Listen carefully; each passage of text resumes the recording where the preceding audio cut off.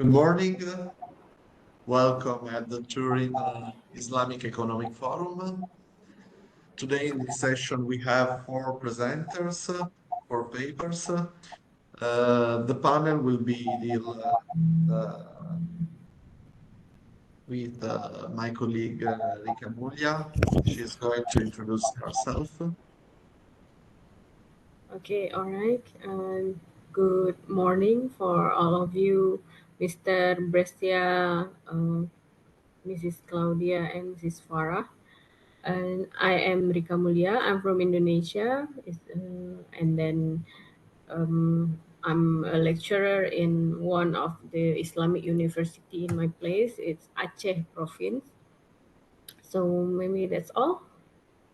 Yeah, I'm Valerio Brescia, professor at the University of Turin and also at the University of Polsce in Poland. I'm going to give you some information for your presentation. You have 50 minutes of discussion and five for questions and debates. The first paper is of Rika. It's on the concept of Halalan-Thayyiban regarding sustainability in halal label.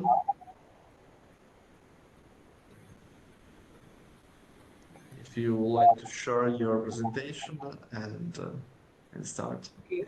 All right, I will start.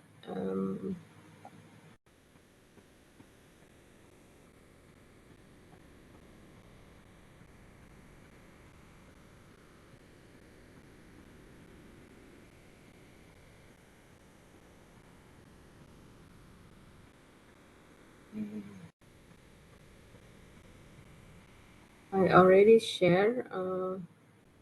Can Yes, it's perfect. okay, okay, it's perfect. Okay, all right. Okay, let me start first. Today, it's very honor of me to join this forum. Okay, so I will try to describe about my study. Okay, this is about the concept. My title is the concept of Halalan-Thayyiban sufficiently represented by the halal label, perception of healthy lifestyle Muslim woman adopters in Indonesia. So my paper focus on, is halal label enough for our food? So we try to bring back to the concept Halalan-Thayyiban in Islamic Sharia, in Islamic law. It means halal mean yeah, you can go on. I mean, it's permissible, and then Thayyiban is good. So is our food is good enough with halal, or we really try to find here, is that enough or not? So that's why our option for food consumption by Muslim is often justified only with the halal label, while the concept of Halalan-Thayyiban itself, it's much broader than that. It's not only about halal, permissible, but we have to actually consume good food too. It's not only halal, but it must be benefit for your body, for your soul. So with the rise of a lot of foods with artificial preservatives, sweeteners, flavorings, coloring, all ultra processed foods, as well as GMO, genetically modified organism, it's very common right now. And it's also trigger a lot of digital influencer experts that promote that those foods is not good for your body. And then a lot of community and a group, especially among women, because most of women, I mean, they usually take care of the family, of the family meal plan. So a lot of groups and community about pro healthy food. They prefer the organic food, natural, something natural. That's why we make this study. And the purpose is actually to know to understand the perception of Muslim women who adopt a healthy lifestyle regarding the presence of halal label foods in related to the concept of Halalan-Thayyiban. So we want to know this group, this healthy adopters living, healthy lifestyle groups, why they choose such a food, why they want to switch their consumption habits from like they don't like instant food. They always prefer something like organic or natural. So that's the purpose of this study. And then the method is actually it's a bit simple because it's about qualitative descriptive. So we give the open questions, the questionnaire via online to 30 women. They are the adopters of healthy living.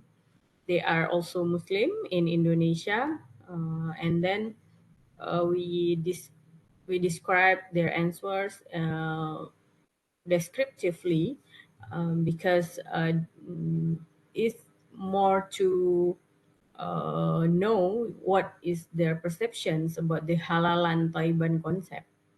So that's why we give them questionnaires and also some open questions. We want to know about their opinions about this topic. So the demographic profile from the participants, most of them is Gen Y, because their ages is from 27 until 42, and most of them bachelor's degree, and most of them 63.3% are housewives, not working mom. And then the motivation of healthy foods consumption, most of them because to maintain overall health. Some of them answer to because some certain health condition or existing illness that they have, or allergic or intolerance to particular substances or foods. That's why they adopt to healthy lifestyle living. And then it's also influenced from the social media and digital influencer, from expert in social media.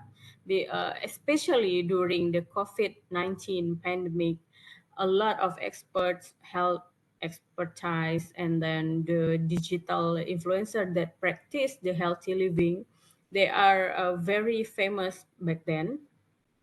And then some of them want to emphasizing to consume halal and tayyib foods by regarding to their religion, which is Islam. And then and some of them also want to pass the healthy genes for their children. And then some of them also answer that it's the body is responsive their responsibility. So they have to take care of their body. And then we also try to find out before they buy food, what are they are concerned about, what logo or label that they're concerned about. So the most logo or label that they will look at when they buy food, its ingredients, halal or not, and then the food authority number, organic or not, non-GMO, gluten-free, nutritional value information, cruelty-free, kosher, and then expire date. And the dominantly logo or label that they see is ingredients and halal label. Then we also try to find out there are 26 women from 30 women. They are consistently checked for the halal logo before purchasing food. And then they also half of them also check the halal status, so they not rely on the halal logo itself, but they want to check like in application, their official website. So half of them will do that occasionally. And then some of the participant, uh, 20 women or 66%, they said that they uncertain about the food itself regarding is it tayyib or not. Even if halal logo is there, they're not sure if it's good for them. And then if they want to buy something, to buy a food, if there is no halal logo, they will look at the plant-based ingredients, free of forbidden animal derived, and then no alcohol, no and its derivatives. And then this is actually some of the consideration they will put on when they totally concerned about their health. But actually, we know that most of the foods that organic, natural, something like that, it's usually more expensive than the normal food. You know, like instant food, it's always cheaper than that. So that's the always one phenomenon. So like Indonesia is not Indonesia is developed, it's not developed country. So most of them, a lot of them think that the natural one, the organic food, is only for the richer, not for the poorer. So the poor people, they do not have a lot of choices for consuming food. They will go for the cheaper one, and cheaper it's not always healthy. So that's one of the problem here. And then some products, they claim that they are organic, but when you check itself the ingredients, not all of them are organics. So some producers, some of the company that produce organic food, they seems like over claims about their products. They claim that they are organic, good for your health, blah blah blah, but actually it's not all organic. So the standard to know that organic or not from even if from the farming itself is not clear yet. And then the regulations about halal certification is not up to that kind of thing. So it's just like even the chemical ingredients is low, it's ala halal, as long as it as long as it suits to their regulations. I mean, it's not very harmful in about the chemical itself. So the standard, they have the standard, right, about the chemical consumption, about the chemical ingredients in the food products. So the conclusion is, the thing is, so the halal label is not the only thing this woman group concerned about when choosing food. They also pay attention to the others logo. Sometimes they not really care about the Food and Drug Control Agency license number, but they have their own preferences how to choose their food. So we try to make awareness in to policymakers, so they should push their producers, I mean the food company, and then the halal certification body. So they have to make the regulations that the producer have to convey information on the food packaging clearly. So especially if the product contains ingredients that pose health risks. So this is related to also related to ethical consumption awareness among consumers. Because, however, consumers, we are the consumers hold the power in the market. So if we demand the healthy food, I think the producers also will produce it. So if we reject their product, they will stop produce it. So and we hope actually in the future it's not only applied to the food but also in pharmaceuticals, cosmetics like your body care, your skin care, because it's directly contact with the human body. So this is Halalan-Thayyiban. This the concept not only apply for food in the future but also in pharmaceuticals and cosmetics. Okay, that's all from my presentation. I hope it gives some insights for you. Thank you very much. Thank you for your presentation. I have read your paper. It is interesting. Yes. I have a suggestion and some questions regarding your paper. The first suggestion is the first point regards your results. Your results are very interesting. Yeah. Your structure could be useful to support like a model like in the Delphi analysis, quantitative analysis Yes. to affirm, to validate your results. Yeah. Yeah. So All right. the first point is that you can translate your results in methodological analysis, how to structure and valid your questionnaire. Okay. All right. It's very interesting that influencer has an effect on the results, on the choices. Maybe you can highlight which is the relationship between the choice and the influencer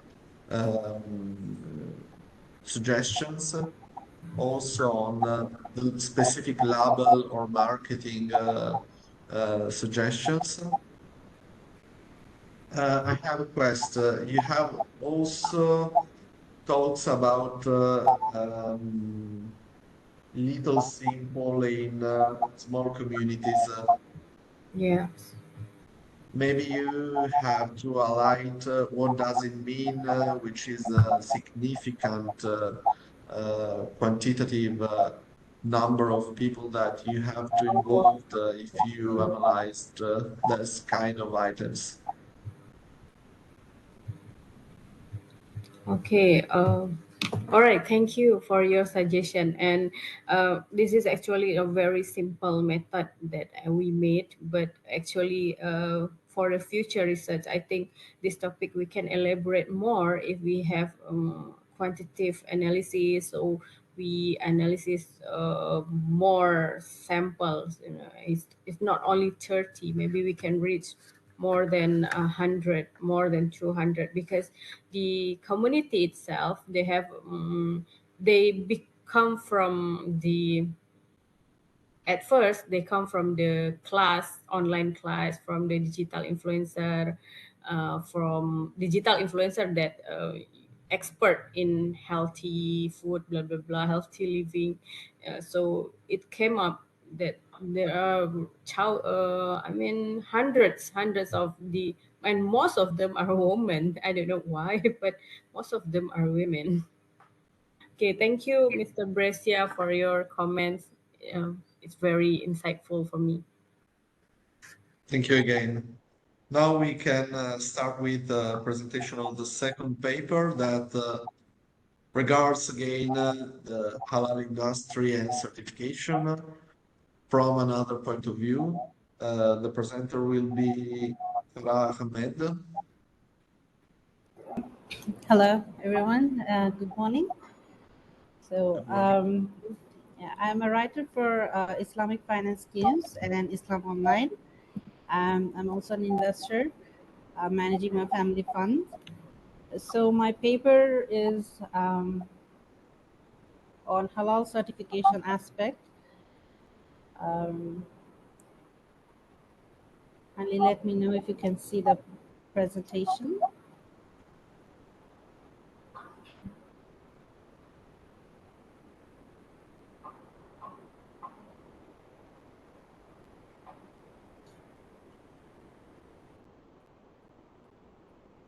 Are you sharing them? I'm trying to share it.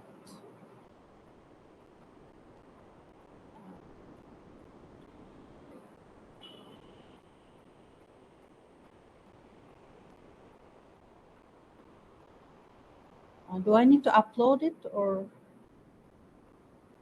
No, you have to share in the bottom of the screen. You can find share or condividi. You have to put on it and share your presentation, your screen. Okay.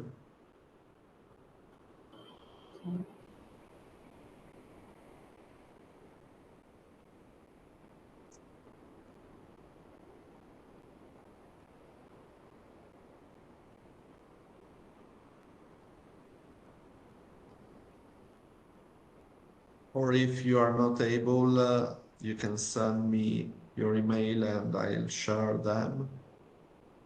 I have I written think that my would be email better. in the chat, as you prefer.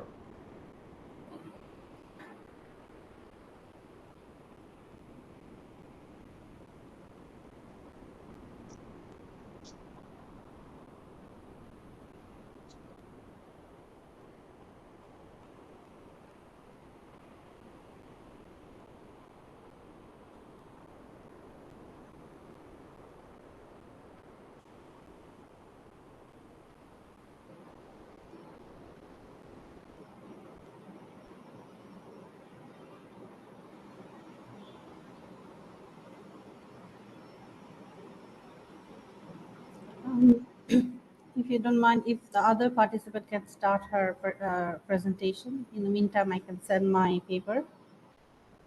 Okay, Claudia, are you ready for your presentation or? Yeah. Okay, sure. I'll try to share my screen. We are going to change our topic because we are talking about technologies applied in Islamic countries and in particular in, if I remember, uh, Emirates. Is it Yeah, true? especially yeah in the Gulf countries. Yeah. Perfect. Let me. Can you share my? Can you see my screen?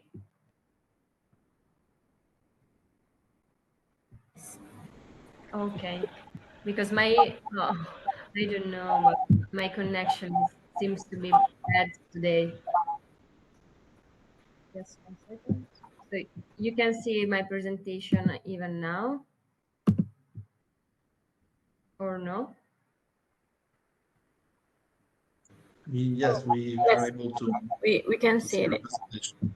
Okay, so good morning, everyone. As Professor Brescia told before, I'm a PhD student. I'm at Rome Tor Vergata University, and I'm delighted to be here today with you because it's a great opportunity for me to discuss what I'm studying with you, and I will be. It will be a pleasure for me to have some insight from you on this topic. So today I'm going to discuss and I'm going to address the topic of the smart city development by analyzing the potential combination of Islamic green financial tools with new states economic activities to finance and to develop and to promote the development of smart cities. So I'm going to start with a few words to describe what smart cities are, because in the current global context, smart cities are becoming increasingly popular across the world, and these new urban realities are modern urban areas which use innovative technologies to enhance cities' livability by improving the quality of public services, data sharing, and citizens' welfare, by preserving the environment at the same time, and so by creating an efficient and sustainable urban environment. Developing smart cities is not only a technological or architectural project, but it's a comprehensive and a holistic process in which new technologies play a key role and a fundamental role in optimizing and implementing the services that a smart city is expected to offer. This is because the concept of smart cities goes beyond its urban dimensions, buildings, or streets and spaces, for example, but instead it encompasses a broader vision, which signifies a civil and intelligent coexistence within a specific geographical context. This is because in the smart city framework, citizens are not only beneficiaries of the public services, but they actively participate in the decision-making processes by leveraging the potential of new technologies. So these new technologies allow to reach a right policy mix, which is fundamental for an efficient coordination and interaction between different stakeholders, both public, of course, and private stakeholders, to overcome decision and to overcome conflicts in decision-making processes. However, achieving this goal and creating smart, sustainable, and inclusive cities is a complex challenge which policymakers have to face all around the world. And the technological progress in this context is a fundamental pillar, but it must be completed with sustainable and ethical financing modes, which are fundamental for the development of smart cities.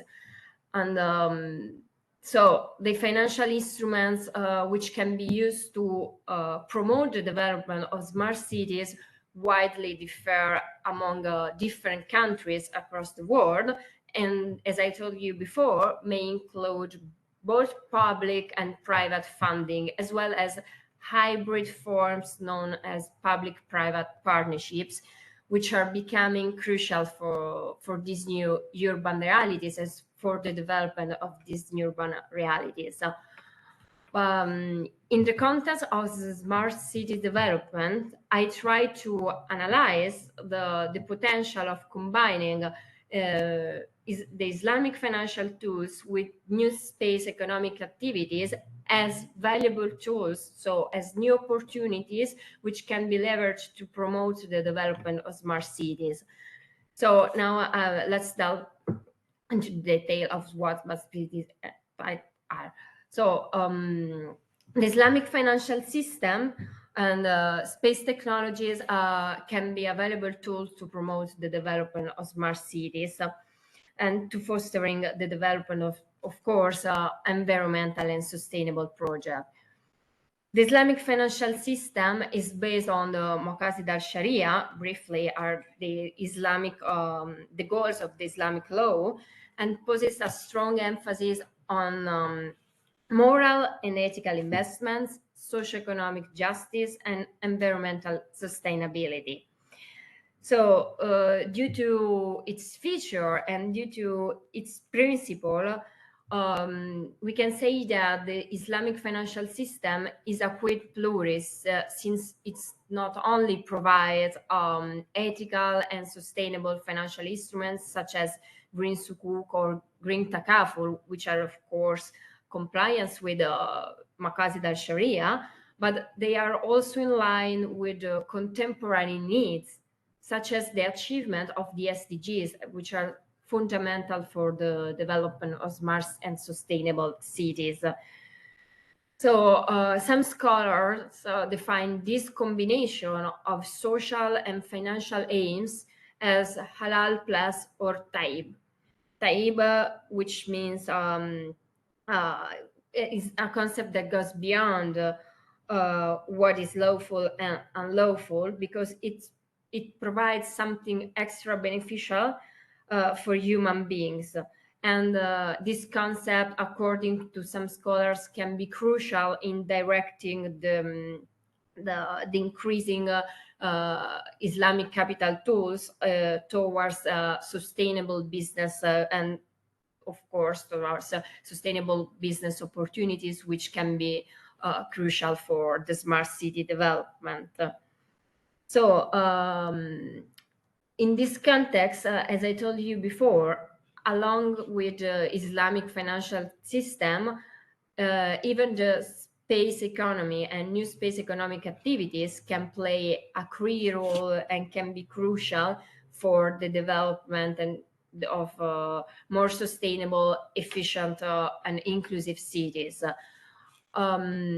Space technologies indeed can provide policymakers with access to a wide range of information and real-time data that can be used to, for example, to improve energy efficiency systems, for ensure affordable telecommunication systems, or for monitoring natural resources, mitigating climate change, and address the main issues that a smart cities is expected to face, of course. So okay, now let's delve into the details of both these two fields. I mean, the Islamic finance and the space economic one. As I told you before, due to its principle and its features, the Islamic financial, sorry, I don't know why my connection is bad today. So Islamic financial system provide financial tools that can be used to offset some of the operational costs of the smart city initiatives and promote shared investment amongst different stakeholders in the space sector. But however, this inevitably raises the question whether the Islamic principle in the space economic sector and in the space activities are used to finance smart cities in an ethical way. So in what I mean is that the question that arises is whether the Islamic principle are truly observed, or the Islamic attitude towards exploring space technologies and towards space exploration is led by utilitarian aim rather than the need to pursue the social purpose.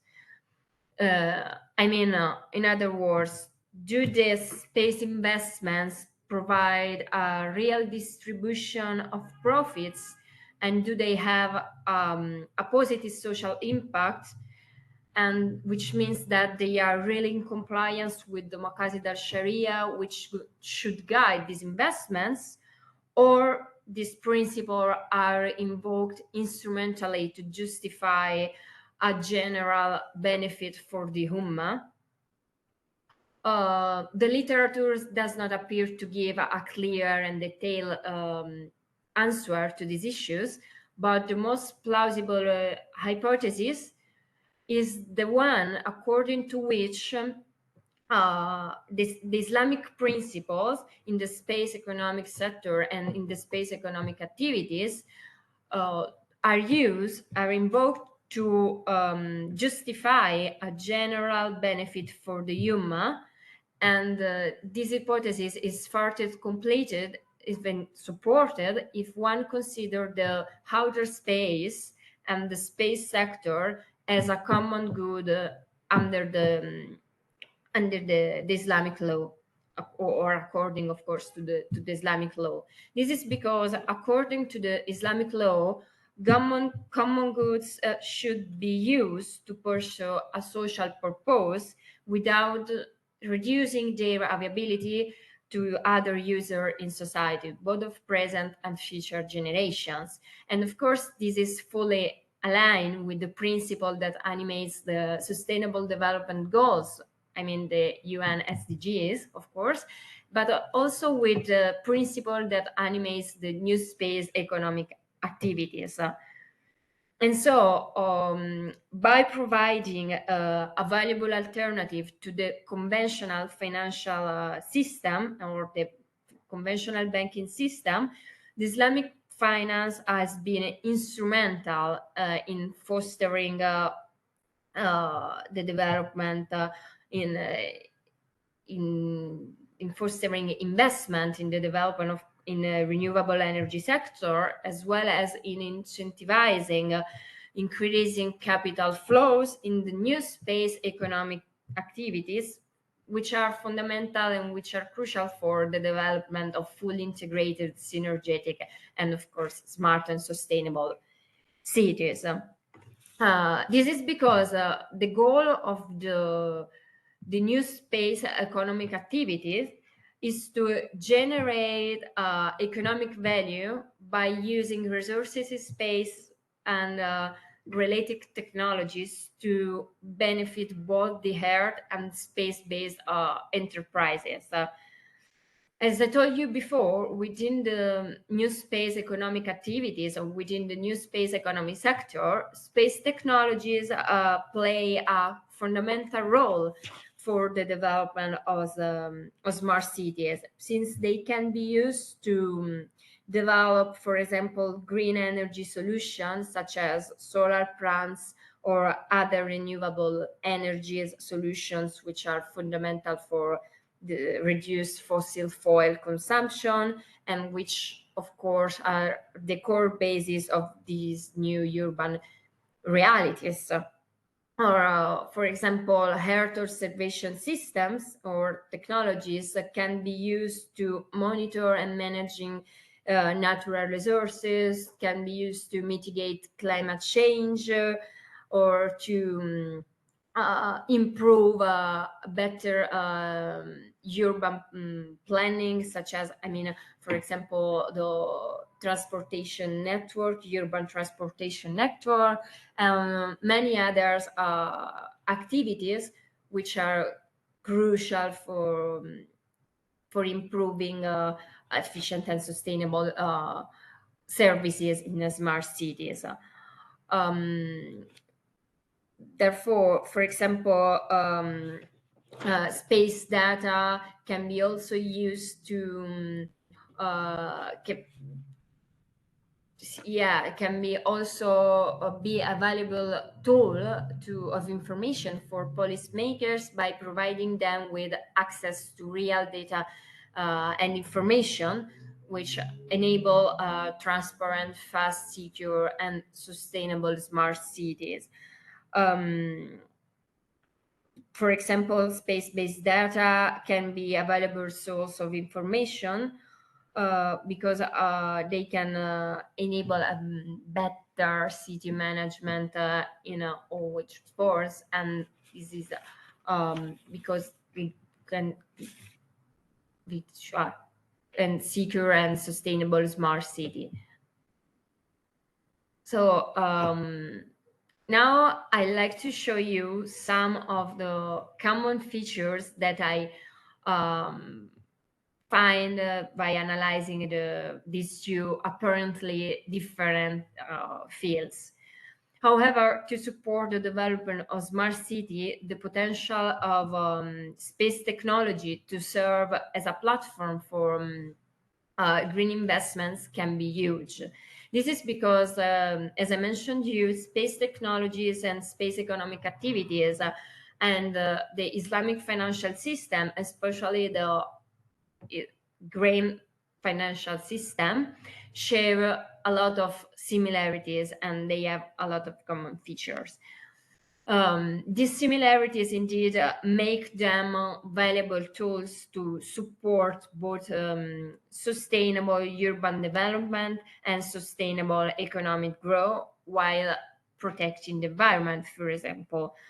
And that is the reason why in the space economy field, the Islamic principles can be used to develop innovative projects with the aim of achieving environmental, economic, and social purpose or social benefits.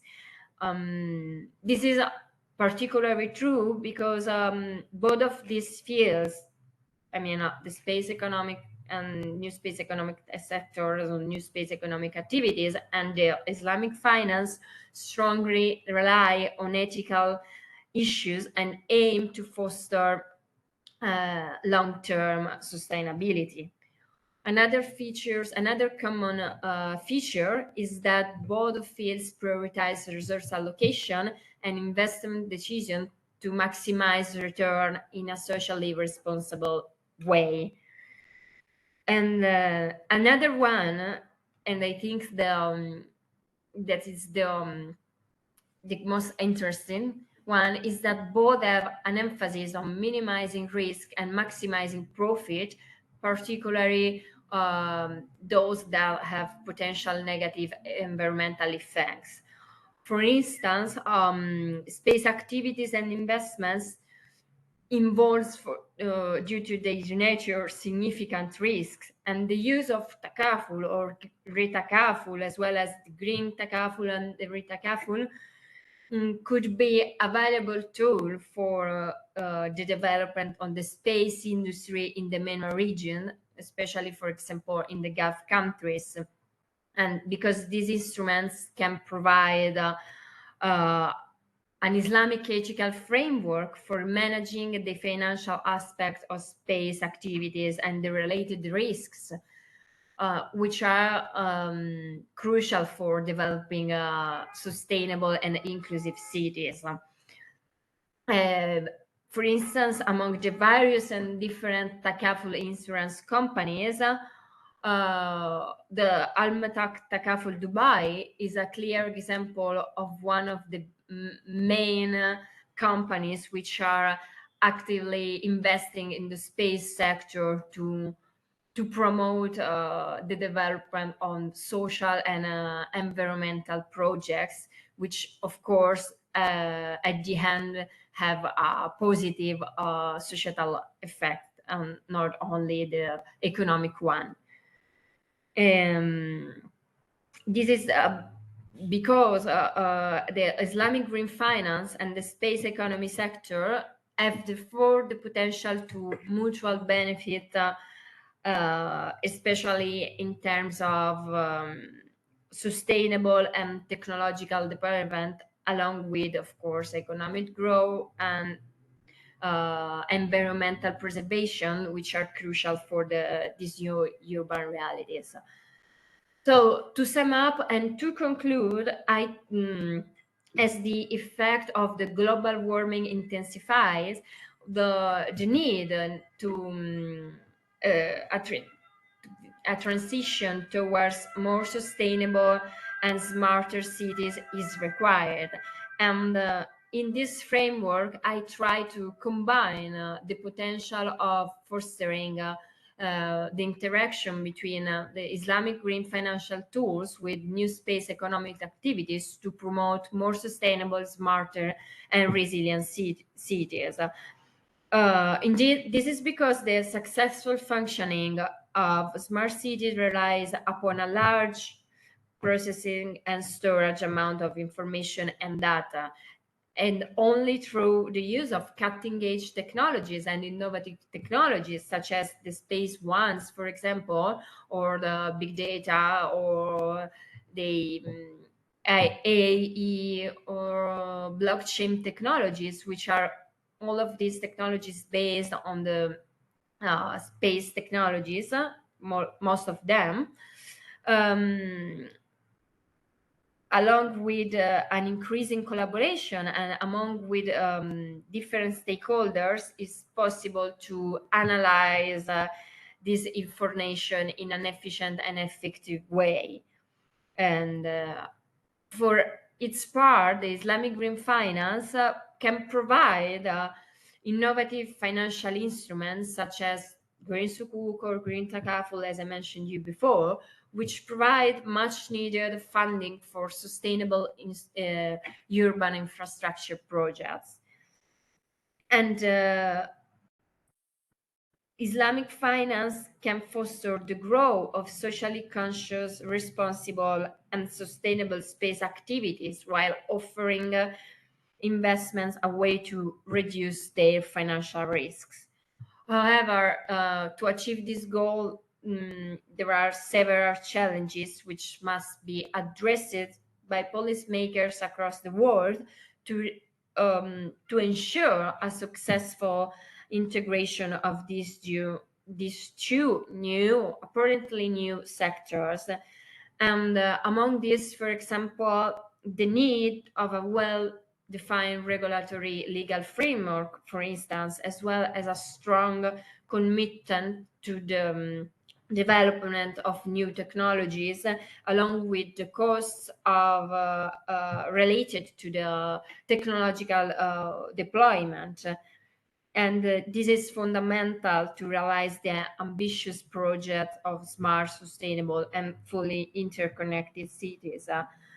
However, such as an experimentation of the fusion of the combination and the integration of these two technological fields, I mean, this integration between technological innovation and the Islamic financial ethical principles poses challenges for other models or other economics models carry out and carry forward by space powers based on different legal tradition and cultures. So not only in the Gulf countries or in the Arab wars. And that's an hypothesis, and hopefully I want to deepen these aspects, because this is only, as I told you before, an experimentation of how these two fields can be combined to foster the development of these new urban realities. So not only in the Gulf countries, but worldwide, hopefully. Okay, thank you for your presentation. Your results, I think, are very consistent. However, I have a suggestion. You have analyzed the literature review regarding those two main topics, and also you have used institutional reporting and policies that describes how are they developing those kind of items.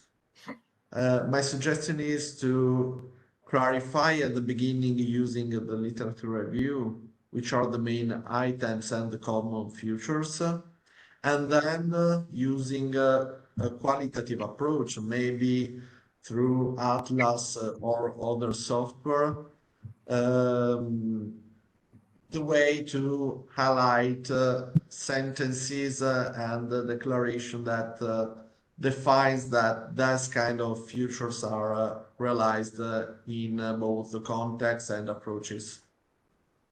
I have also questions for you.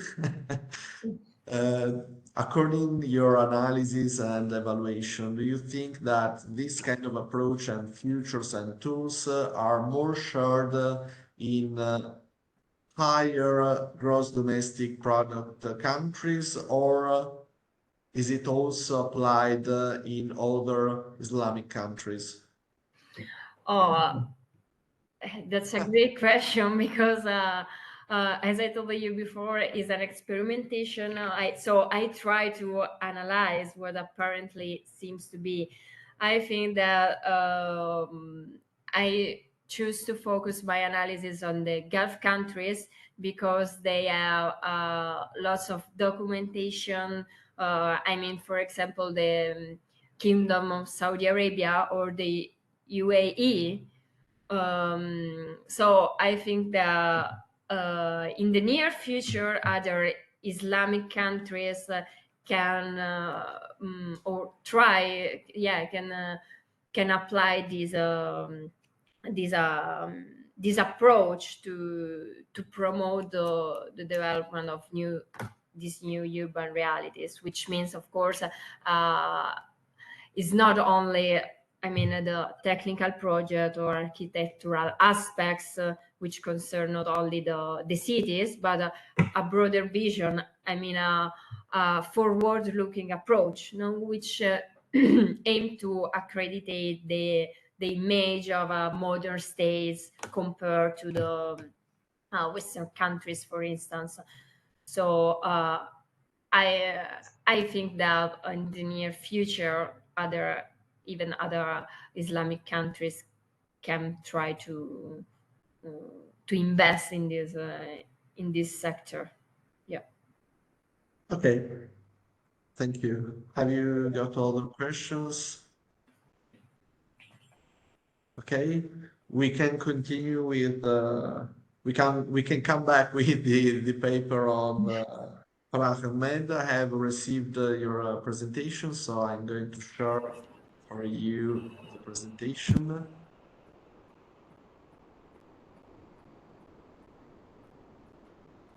Okay.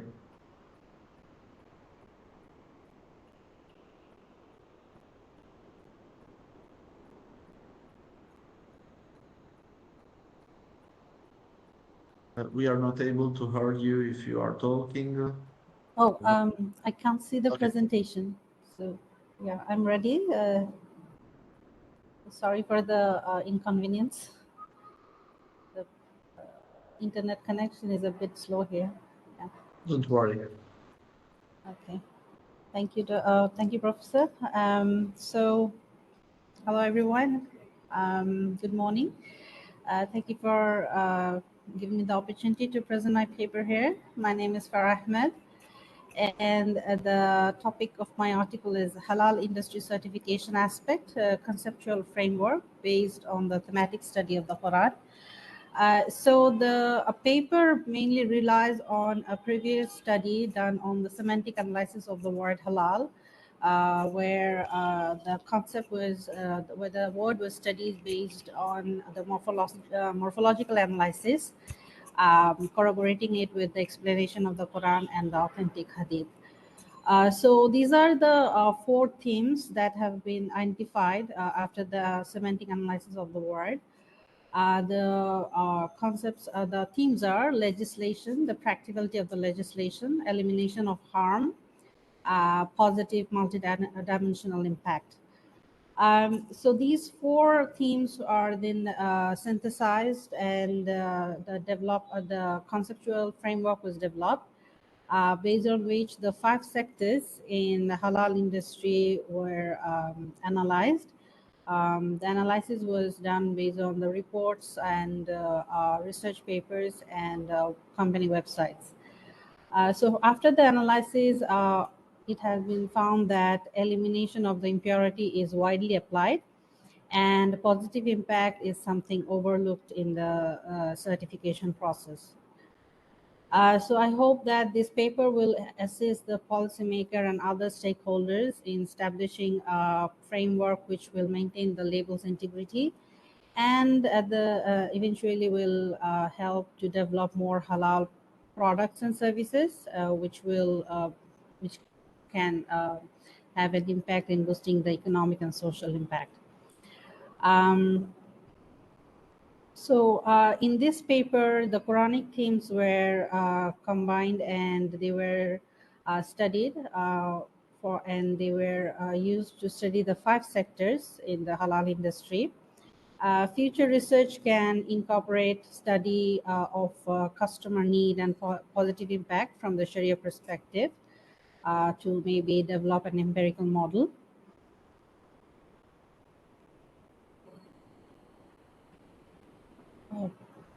So the previous studies which have been done on these themes were like the one of the classical scholar called Ibn Taymiyyah. He says he made it very clear in his work that the Quran and the Sunnah should be the authoritative, should be the primary source to understand the different halal laws. In the book of Yusuf Qardawi, he has stated 11 principles which can act as a foundation uh, for describing or for explaining a halal issue. In case of a Sharia board formation or Sharia board members, it is expected that there will be coordination between academicians and professionals from different fields. And it is believed that such coordination can enhance the CSR activities. Although the labeling procedure might differ from country to country, in some country these Sharia boards are centralized, and in other countries there are Sharia committee for each and every institutions. In some countries like Brunei, there is value-added services like training and consultancy, but other country might not have these services. In case of the industry, it is expected that the halal industry will grow up to $3 trillion by 2025, and it embodies the value of Halalan-Thayyiban to the consumers. So the main driving forces are religious aims and halal product knowledge. These are the aspects which drives the demand for halal goods and services. So as I have mentioned before, the Quranic themes have been synthesized into developing the conceptual framework. The Sharia principle in here, if you can see the table properly, so the first column includes all the Quranic themes. The second column includes the Sharia principle, and the third column includes all the Sharia halal certification aspects. So the Sharia principle here acts as a bridge between the Quranic themes and the halal certification aspects. So in case of legislation, it supports the principle that it is only divine right to declare a thing halal. And in the conventional or in the modern time, the Sharia board has the responsibility to explain why a legislation uh, has been declared or why an issue has been made halal. In case of the second theme, the practicality of the legislation, it means that it supports the principle that halal is sufficient. So that requires analysis of the customer's need and demand from the Sharia perspective. And also the commercial viability needs to be assessed so that the businesses can make it can make profit from selling those goods and services. The third theme is eliminating harm, which supports the principle that anything impure or filthy should be prohibited or eliminated. So that can be ensured by screening the delivery process, and in case of finance sector, there can be auditing. The fourth theme is the positive impact of the legislation. And this supports the principle that whatever is conducive to the haram is itself haram. So that can be ensured by analyzing the consumer perception and also analyzing the impact from a multidimensional perspective, which might include social and economical benefits.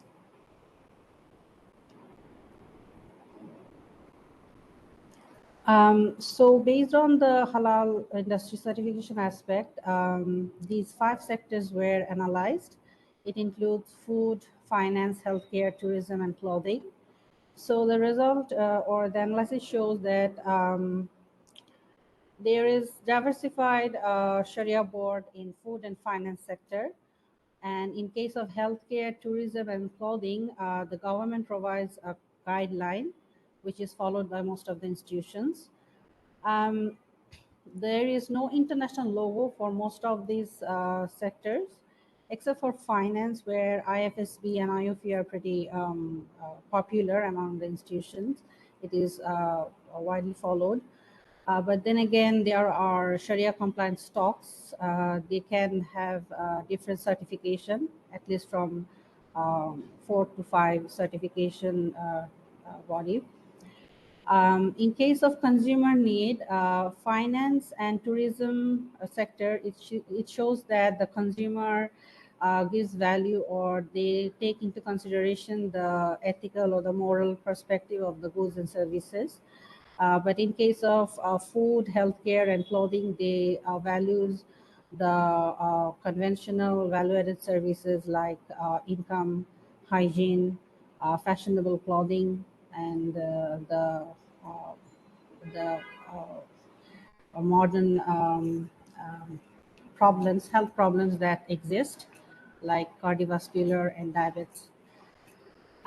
In case of elimination of harm, most of the sectors diligently carries out the screening and ensures that nothing impure or harmful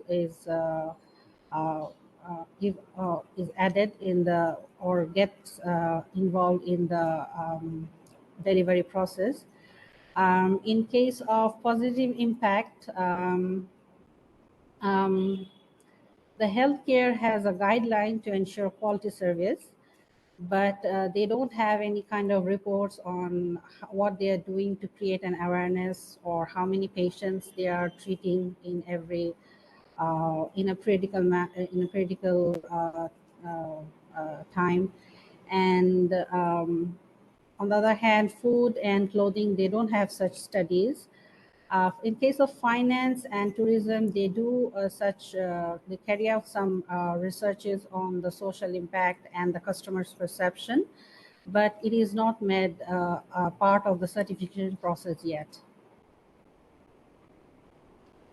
So based on the analysis, we can see that knowledge gap might uh, might be an issue. In that case, diversified Sharia board can mitigate this kind of problems or gaps in the in case of experience and knowledge. So that can be mitigated by having a diversified Sharia board, where the religious and administrative and financial professionals from different field of studies can come together and perform the assessment. Wrong labeling is very much possible if the demand is not analyzed from the Sharia perspective. Um, and supervision is done diligently, but it can be made much more transparent by publishing reports of the by the audit committee, or by the supervision that takes place in the manufacturing site.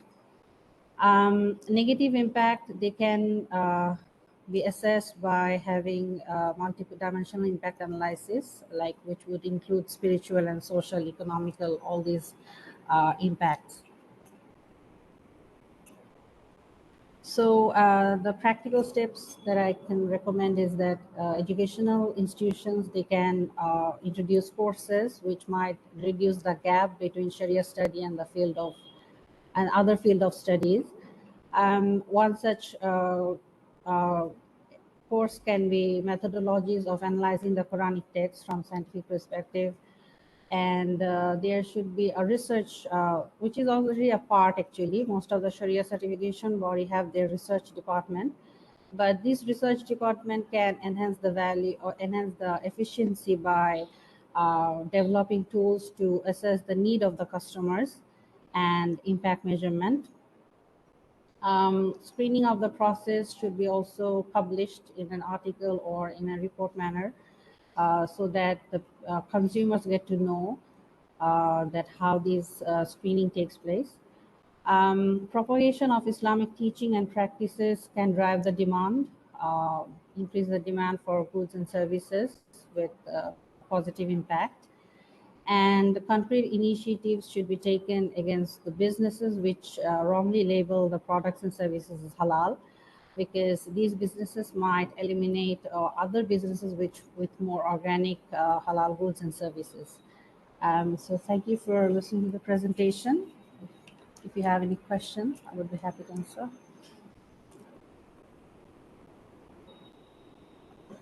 Thank you for your presentation. It's very useful, I think, also for the last paper that we are going to introduce. I don't know if somebody else have some questions. Obviously, there's kind of studies regarding how certificates are supporting other kind of studies, also applied at specific kind of food.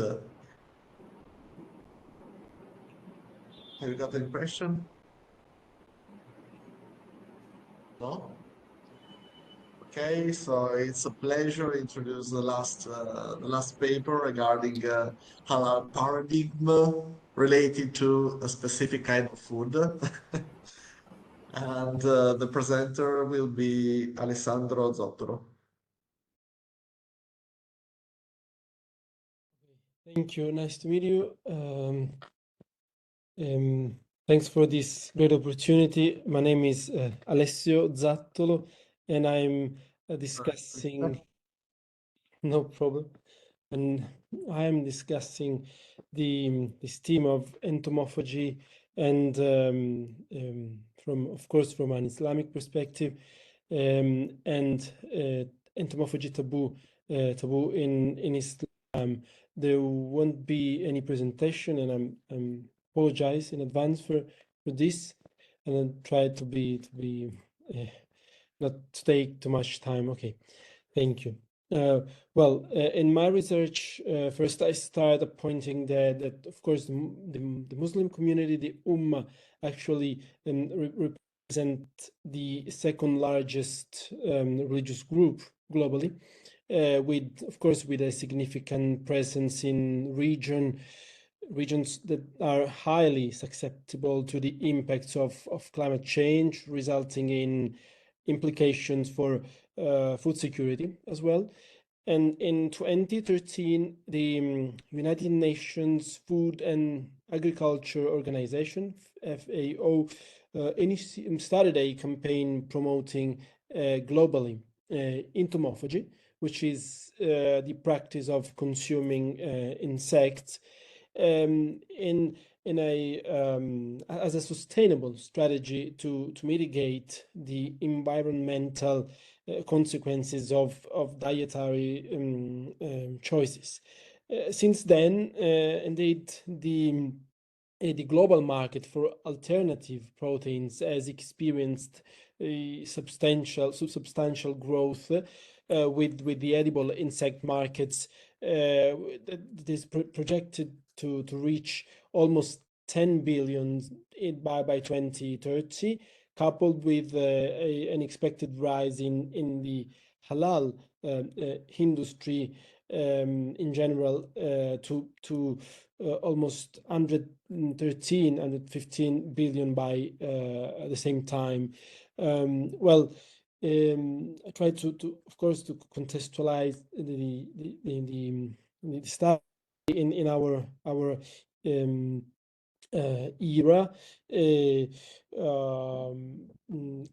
Anthropocene, right? Where and where of course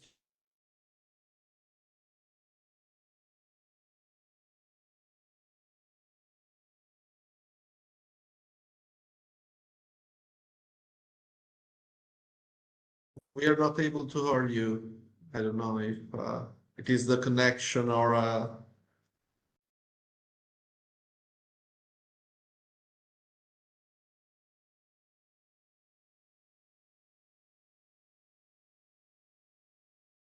maybe you can use a mobile phone if you have not to share presentation.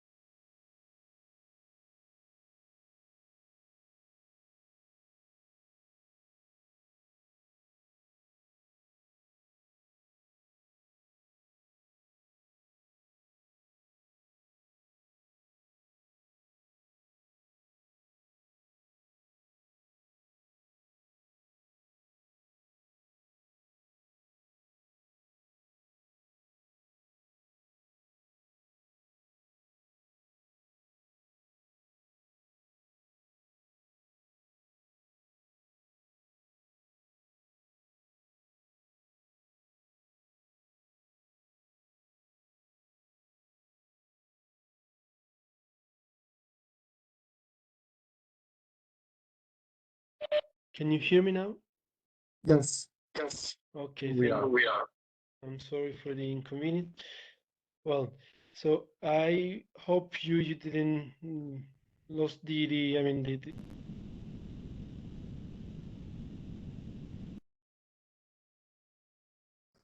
It doesn't work again.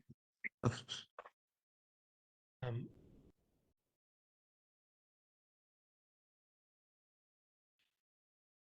Try to speak. yes, let me try Okay. with Okay.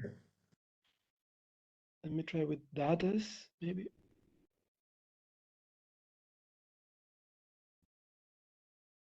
Can you hear me? Yes. Okay, thank you. Well, I was saying that in an era, the Anthropocene, where insects are increasingly acknowledged as viable protein sources compared to traditional animal-based foods, and of course halal products and services gain widespread popularity. Of course, the issues of insect-based food and halal certification standards becomes even more significant. And of course, the development of the halal food industry has sparked debates among Islamic scholars regarding the legitimacy of certain ingredients such as E120 or carmine in accordance with Sharia. However, the broader acceptance of acceptance and adoption of entomophagy within in particular the Muslim community present, of course, unique challenges due to disputes among the four madhabs, the schools of Islamic jurisprudence. Of course, regarding the conceptions of edible insects in the broader Dar al-Islam. So it is the current socio-economic context that prompt our mind and of course my colleagues' research question. The question is it possible to reconsider the halal paradigm from a broader perspective to overcome the taboo associated with entomophagy in contemporary Islamic society, and in an attempt to provide a satisfactory answer, we employed a differentiated, a multifaceted methodological approach. And initially, we found crucial to examine the intertwined dynamics of insect-based foods, of course, halal certifications, and Islamic principles.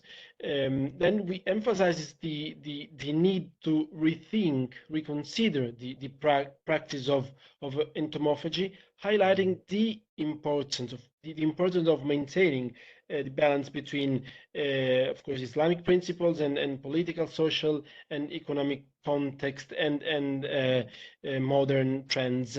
And while conclusive findings from this qualitative approach, this qualitative analysis cannot be defined. Of course, our research paves, wants to paves the way for feasible solutions, and it underscores the ongoing process of the so-called positivization within Islam as a potential venue to address these challenges. So we have we've looked at Sharia not just as a static, monolithic legal purpose, but as a dynamic, flexible, of course, set of principles that can that of course is adapting, has been adapting to throughout different eras and issues. And well, in the context of growing global awareness towards sustainable and alternative protein sources, entomophagy presents itself as innovative solutions. However, its integration into the halal framework poses challenges that are, I mean, not complex, at least unique. And the current divergence for Sunnis among the Sunni scholars, of course, represents one of the major obstacles, highlighting the weight of both ethical and legal issues surrounding the topic. In fact,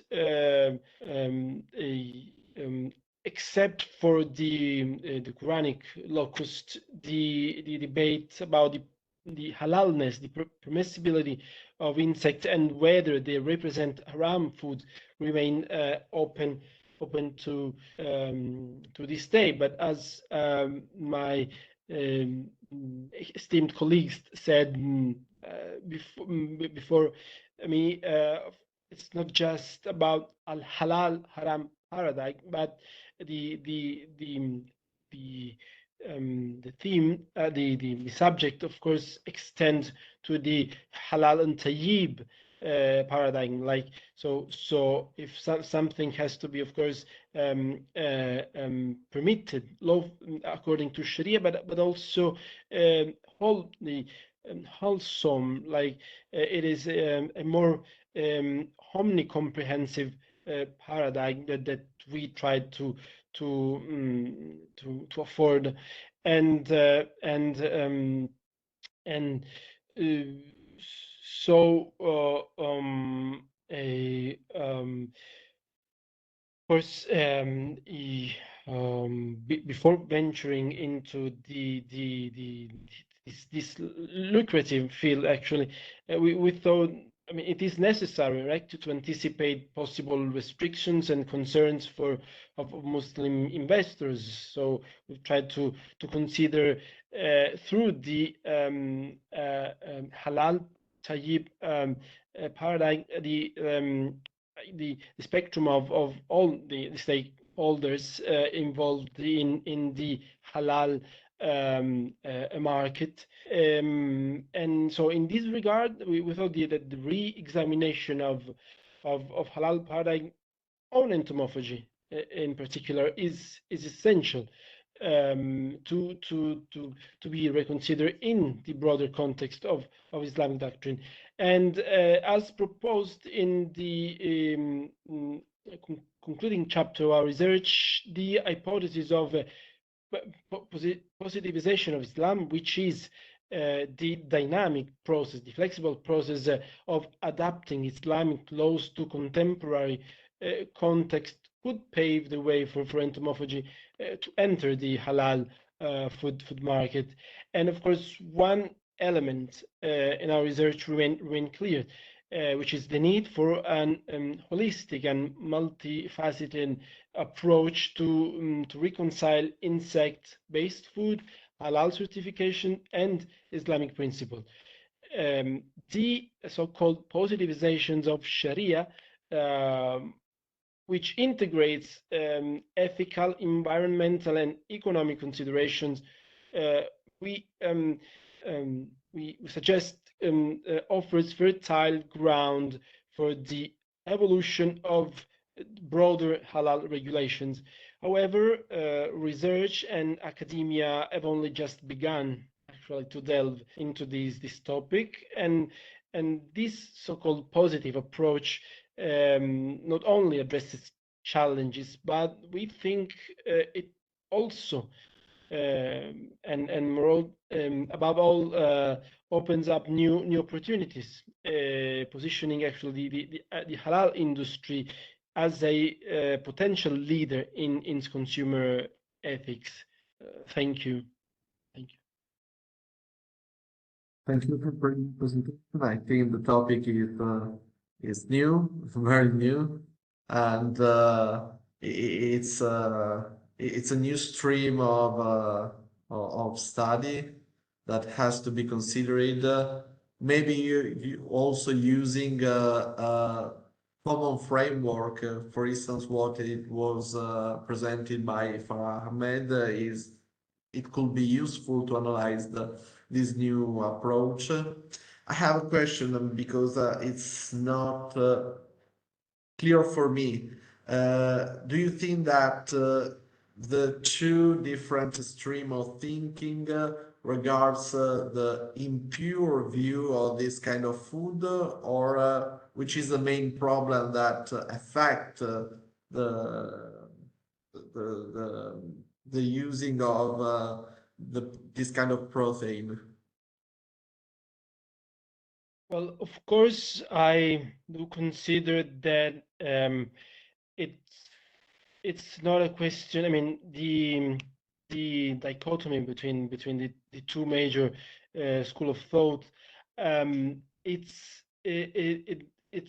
doesn't stop just, I mean, about if it's haram or halal, but the Halal-Thayyiban paradigm could help actually to find a common ground according to Tarura, like emergency. So with Islamic economic ethics, moral and economic ethics of within Islam could help actually to overcome these obstacles, and I see that this especially could come from like, and is actually coming from Indonesia, from Malaysia, where actually the of course there's been efforts towards the introduction of an halal legislations and standards. So the need also within the market, the global market. So Muslim, non-Muslim, I mean halal, not halal. This it's so the necessity is to find actually mutual standards in terms of halal tayyib, which means wholesomeness, which means sustainability. So actually this topic within the Ummah, the Islamic community, which is growing, and in terms of course numbers, and in terms of social and issues of course of in terms of justice, in terms of social justice, so ethical issues could pave the way for a inter dialogue, I guess, in terms of sustainability in a broader sense. Thank you. Thank you. Have you got other questions regarding this kind of topic? Okay. So thank you again. Yeah, sure. Hello. This topic is a bit new for me, but it's very interesting. So thank you for the presentation. It was a very interesting point of view. I would just suggest that maybe you can study the countries which are already producing these types of matters, these types of products. Like I think Switzerland is in the forefront of producing different types of shampoos and the hygienic stuffs, like different types of products in a homegrown from the homegrown insects. Now that would be interesting to know that why they are doing so, because as far as I understand that this is a European country and they are a developed country. So a developed country like Switzerland, why would they be taking these initiatives to develop such products and produce such product at such a larger scale? And second thing is the suggestion that actually the Quranic matters in the Quranic verses regarding locusts is something which is in the different context. It is not in the context of halal food or anything. Even the explanation of the Quran mentions that what's the context of mentioning the locust. So I guess it is it is not relevant to this topic, but then again there is a authentic hadith which talks about making locust permissible. And at the same time, I think the context should be studied because these insects, what is the use of making it halal? Like, is there any dire need, or the alternative food products, are they like difficult to produce? Like Rika has mentioned that organic goods are very difficult to produce. It takes much more, the cost is more. And also there is the matter of fertilization, like chemical fertilization has already ruined a lot of lands in different countries. So that's why organic food is difficult to produce. So if it is kind of acting as an alternative for these food, for the food that is available in different Muslim countries, whether this alternative of insect-based foods should be just restricted to locusts, or it can be extended, because as far as I understand that most of the scholars make it not permissible except for the locusts. And even if they are making locusts to be permissible, it has to be an alternative source of food where the alternative other foods are not available, or it might be costly. Most of the people cannot afford them like that. So these are some of the suggestions I have. Thank you very much, Mrs. Ahmed. Thank you. It was a pleasure to listen to from your suggestions. I took some notes, so I will, of course, inshallah, delve into this topic. Thank you very much. Thank you. Thank you, Alessio. Thank you all for enjoy this parallel session. Thank you for sharing also your research regarding those two main stream of research. Now we attend you in the other parallel session. Thank you again. Bye. Thank you. Thank you very much.